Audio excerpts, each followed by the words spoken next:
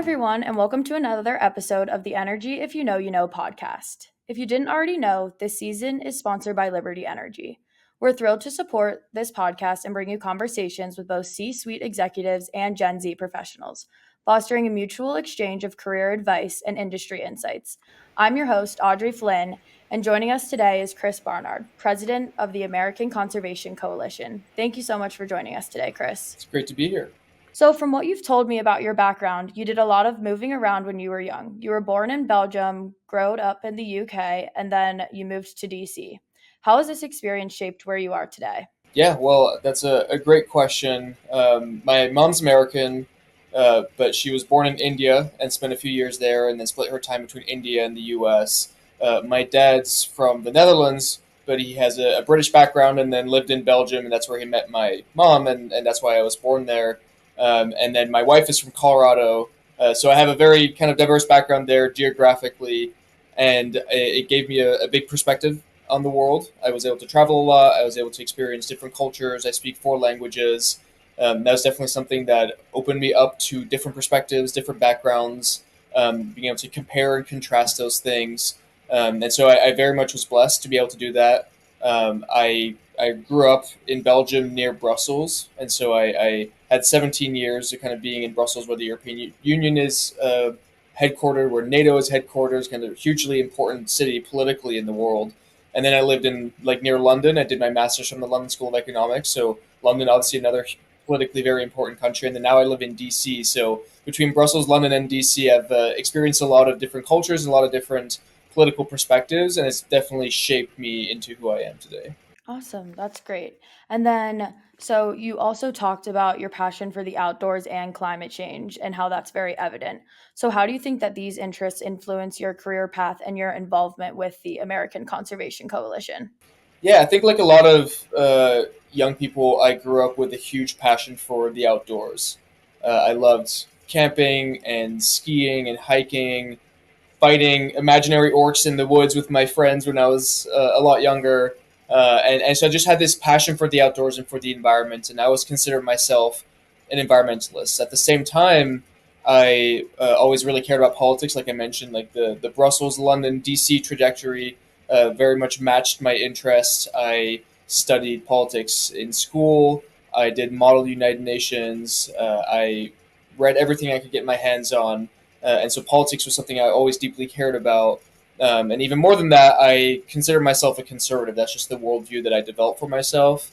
But I would tell myself I'm a conservative on everything except for the environment. That's where I'm more left leaning because conservatives weren't talking about this issue. I was born in 1998, so for as long as I've been alive, this was kind of like Al Gore in the early 2000s to Alexandria Ocasio Cortez today. It was really the left that was dominating this issue, and conservatives were outside of the conversation. And that sat wrong with me. As a young conservative growing up, I was like, I really care about this issue. Actually, it's one of the top things that I care about, and I want to protect the environment and the outdoors that I love. But I don't know how to grapple with that, considering my political views.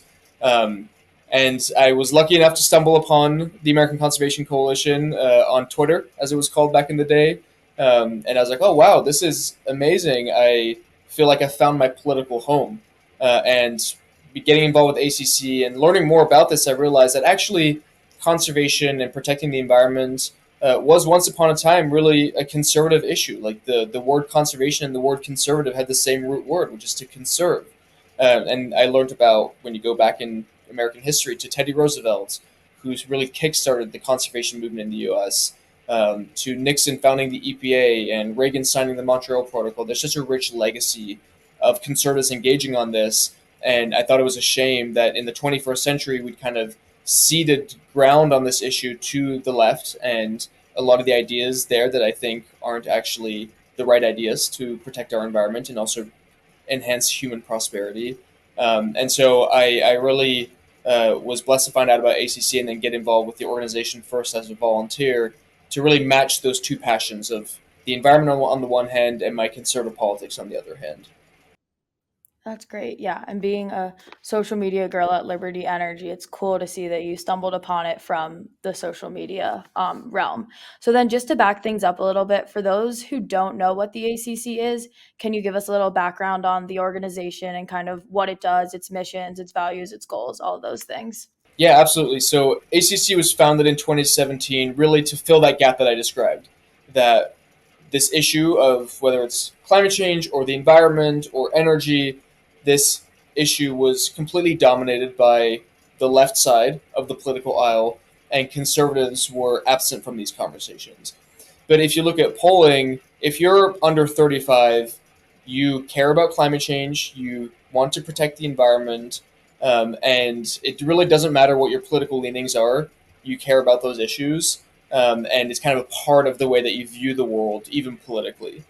And like, there's one statistic that 81% of young Republicans under the age of 35 believe in climate change and want to do something about it. And so clearly, generationally, this really matters.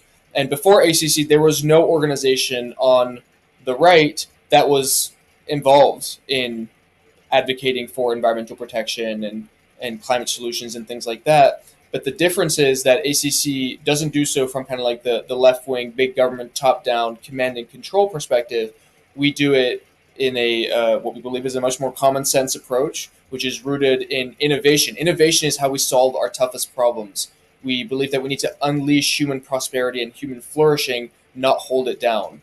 We believe that we need an all of the above energy approach, which includes things like fossil fuels, includes nuclear energy and all these things and these energy sources that the left has traditionally ostracized from the conversation. And fundamentally, we believe this is bottom up. The government can't regulate its way out of climate change. You can't force people to live worse lives for the sake of this. You need to be able to have solutions that work for humanity and work for the environment, and it can't be a trade off between the two. And so ACC champions this message. We have over 50,000 members across the country now at over 100 chapters. And really, we amplify the voice of young conservatives who care about this issue but don't believe in kind of like the mainstream climate narrative on the left, but still care about the issue and want to do something about it. And so we give a voice to those people. We do work in Washington, D.C. on Capitol Hill. We do work in states across the country. And if you want to get involved, you can go to our website at acc.eco to become a member, start a branch in your community, whatever it might be. But if you're a conservative that cares about the environment, ACC is your home. That's awesome. It sounds like an incredible organization to be a part of.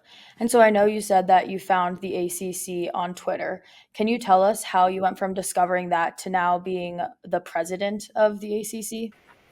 Yeah, so I was actually living in the UK at the time, and became ACC's first international volunteer, I guess. And learning about what ACC did and kind of its mission, and being in the UK at the time when the Extinction Rebellion kind of climate protests were happening and people were gluing themselves to roads and protesting and like all that craziness really started around that time when I was in London.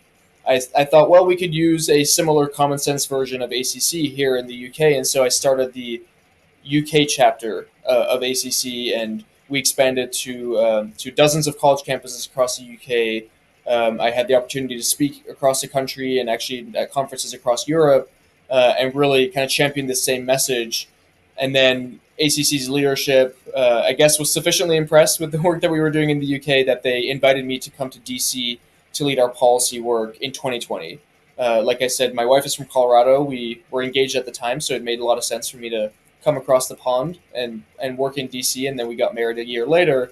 And so I started my kind of full time career with ACC then. And then I was as part of the organization, and we continued growing. At the time, we had like 6 or 7 full time staff. We now have nearly 30 full time staff. Our budget's grown significantly. And during that kind of period, I was promoted to be vice president of external affairs. And then last year in 2023, our founder, Benji Backer, he was working on a book called The Conservative Environmentalist for Penguin. And as part of all of that, he thought it'd be the best decision for him to take a step back from the organization, become the chairman of the board, still be involved, do his book tour and everything, but then hand it off the day to day management and leadership of the organization. And that's when I was made president. And so I guess that's nearly a year ago now. Wow, what an incredible journey. So then, as someone who cares deeply about both politics and the environment, how do you navigate the intersection between these two fields?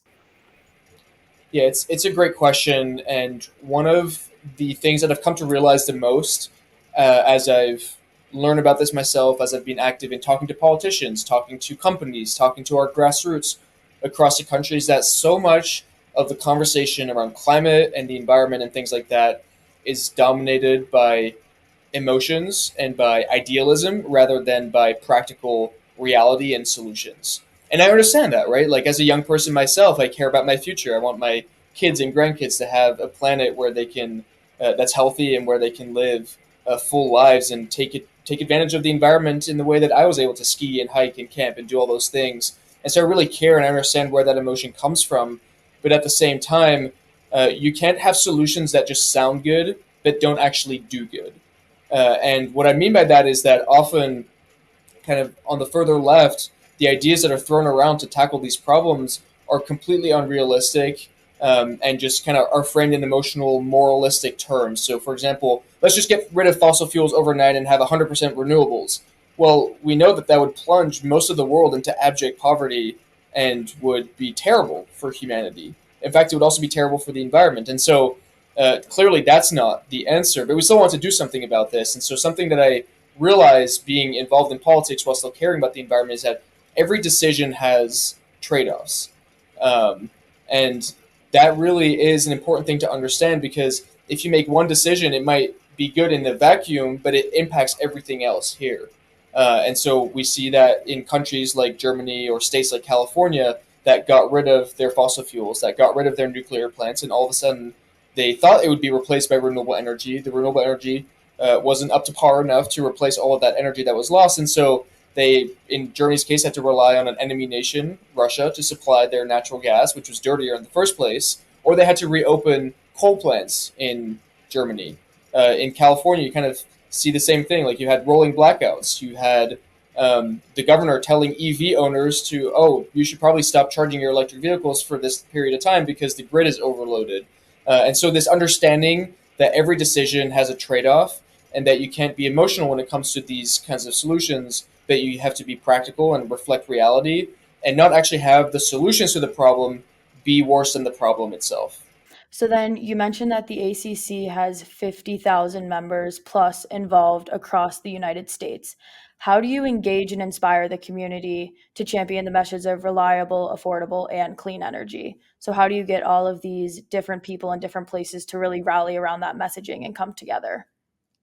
Well, the first thing is accepting and acknowledging that if you live in Florida, your experience and your view of this issue and the world is different than if you live in Kansas or if you live in Texas or wherever else it might be.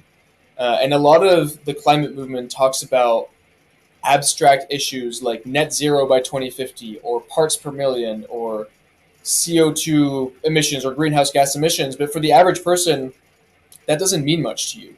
Like, I don't know what a part per million is. I can't even picture like a CO2 molecule. Like those are things that are abstract, and for very few people actually do they resonate with them. For the vast majority of the population, it's like that's an abstract thing, and I don't have an emotional or moral connection to it. But if you're in Florida, you care about the Everglades, you care about water quality, you care about hurricanes that come in and making sure that you're resilient against the impacts of extreme weather. If you're in Texas, you care about energy production and economic opportunity associated with that. If you're in the Rockies, you care about the fact that you have beautiful nature to go out and hike and ski, and you want there to be good winters every single winter. You want to have the snow that the outdoor industry relies on in the winter to keep those states economically active. If you're in the Midwest, you care about farming and predictability and resilience when it comes to farming. And so each person has different issues that they care about.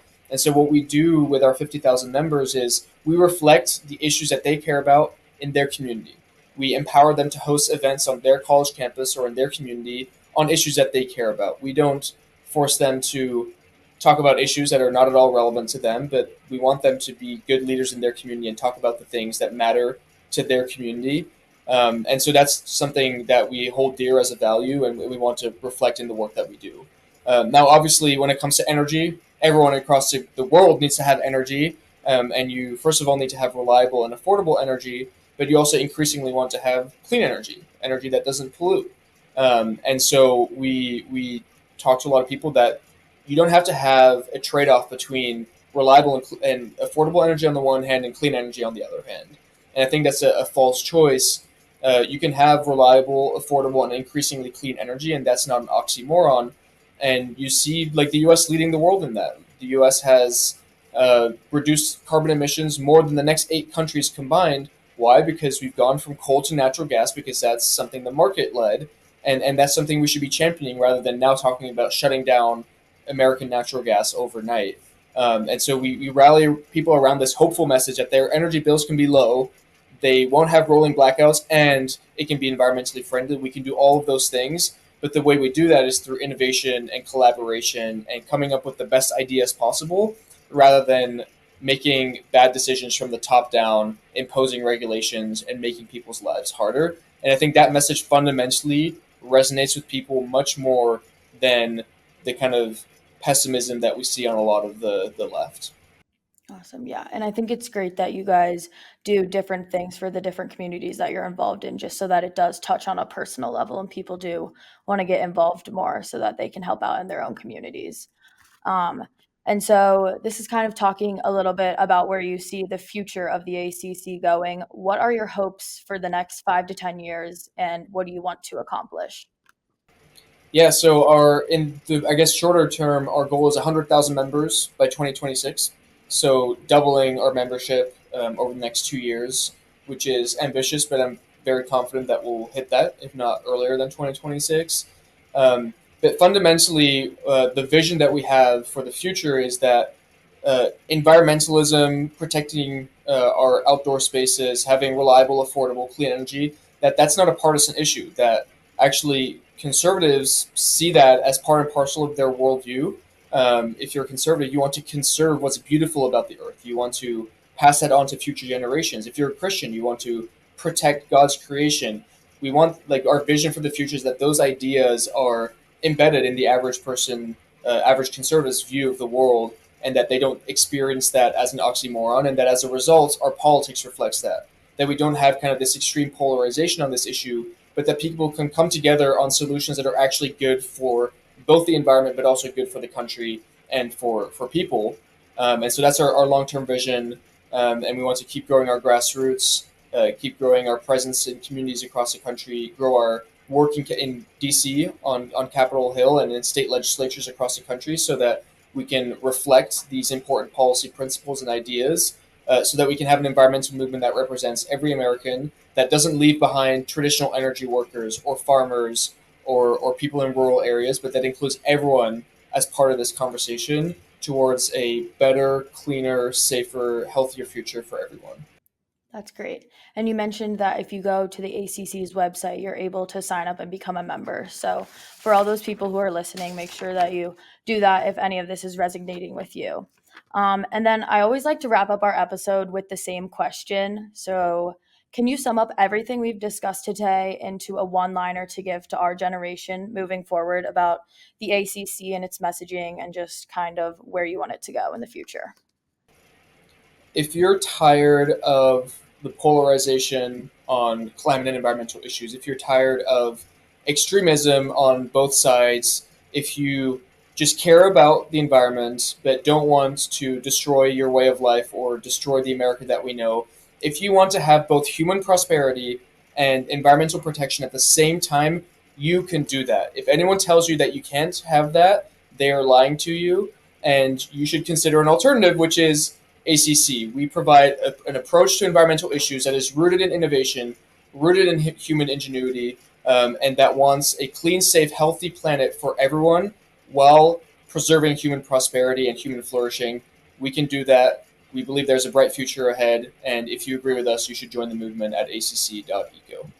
Awesome. Well, thank you so much for joining us today, Chris. This has been such an awesome episode, and we're so happy to have you on.